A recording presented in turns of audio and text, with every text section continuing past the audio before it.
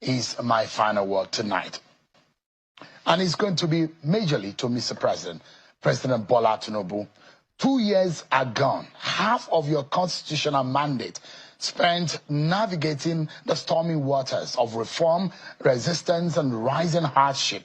You came to office promising a renewed hope agenda, telling Nigerians that the pain would be temporary, like that of a childbirth, and that joy would follow. But 2 years in, the cries have grown perhaps louder, and many now wonder, when will the joy come?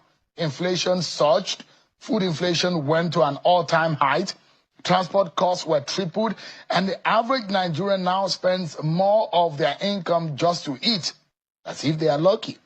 Petrol is hovering over 700 naira per litre, and electricity tariffs have risen even as supply is still very erratic. And yet, the Nigerian people, resilient, loyal, enduring, have held on. But holding on cannot be the national plan.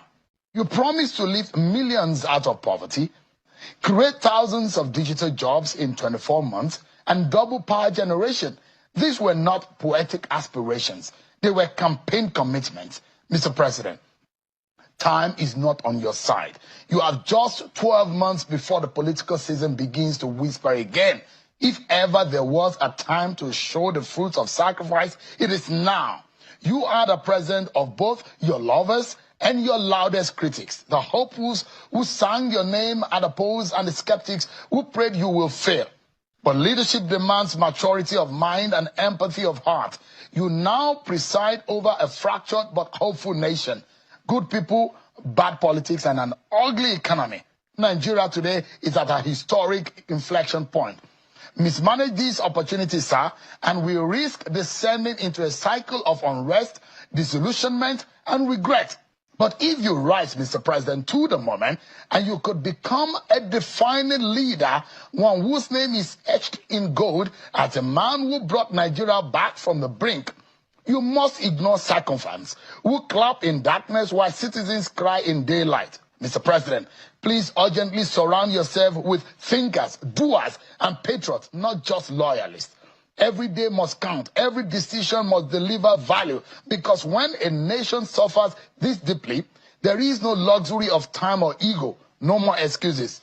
President Bola Tinubu, we in the media, we will do our own part.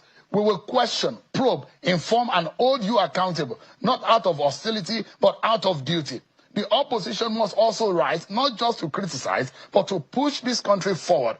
Civil society organization must now organize, awaken consciences, and be the voice of the voiceless, and our people must now stop being docile. We need to raise a mass of active citizens who are willing to fight for their nation and also work hard for its good. Citizens, your voice counts. Don't lose it. And for those of us who believe and who are people of faith, we will pray, as scripture commands us, for the peace of the land and the success of its leaders. Because President Bola Tinubu, your success is Nigeria's success, and your failure will be our shared tragedy.